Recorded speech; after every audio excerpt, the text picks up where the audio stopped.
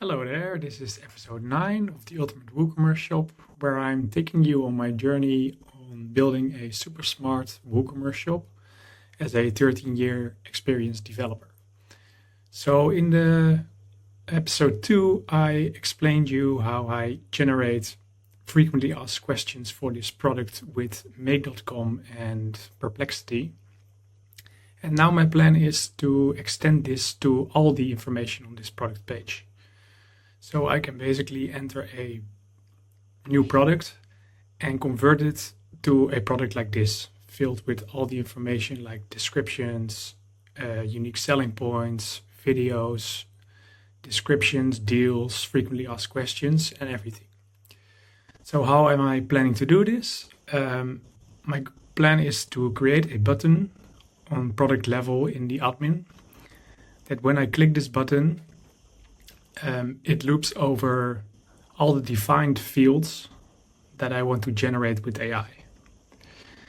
So let me show you what I did so far. I'm not done yet, but at least a setup. So basically I created 3 classes. So one AI model class with Perplexity, which is an AI model and large language model that's also connected to information from the internet. Then I created a product content generator. This class basically uses the AI model to create the actual content.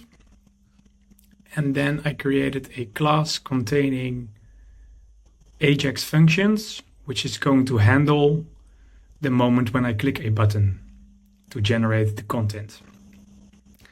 So here I added a content fields property, where I define all the fields that I want to generate with AI.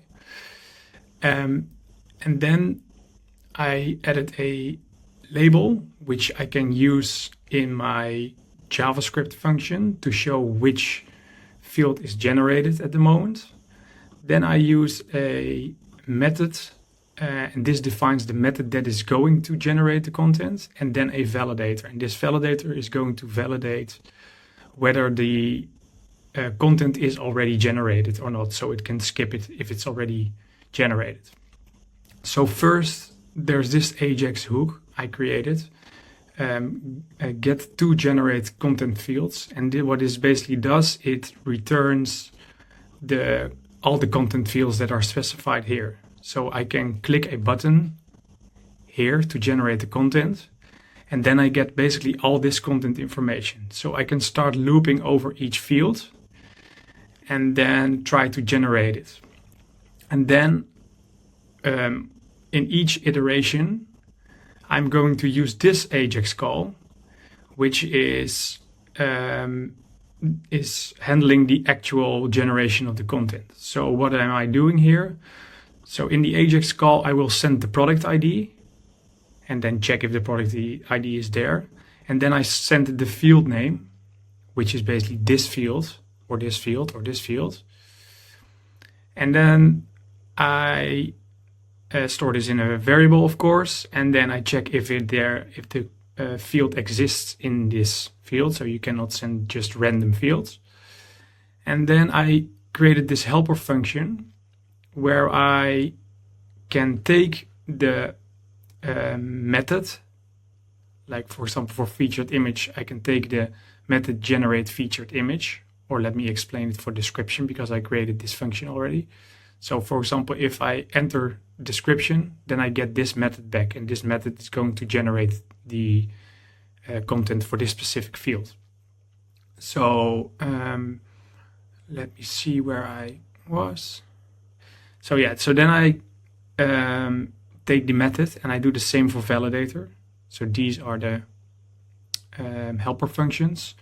So this method extracts basically this method from the content array, content field array, and then it returns, and then it creates this method, which is in the case of a description field, it's this method, generate description.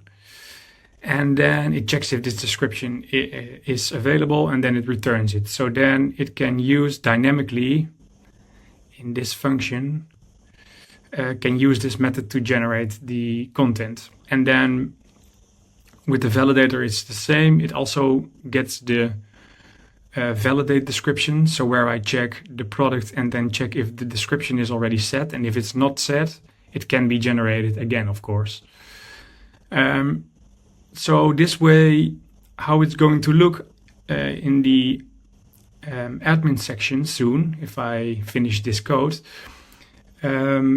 if I click the button, it starts to iterate over all these fields, and if they are not generated, it starts to generate. But each iteration, it can also show which field is currently generated, because I created all these different sections. So each time I take this label and show at the button, currently generating featured image, for example. And then when it's done, it starts the next one. It's going to check FAQs, and if FAQs are already set, so the validator says it's already set, then it skips it, and otherwise it generates it. So this is the basic setup I'm going to use. I can also give you a quick view of the first setup of my Perplexity class. So this is basically a simple, I use Guzzle to connect, to do basically API requests to this Perplexity API.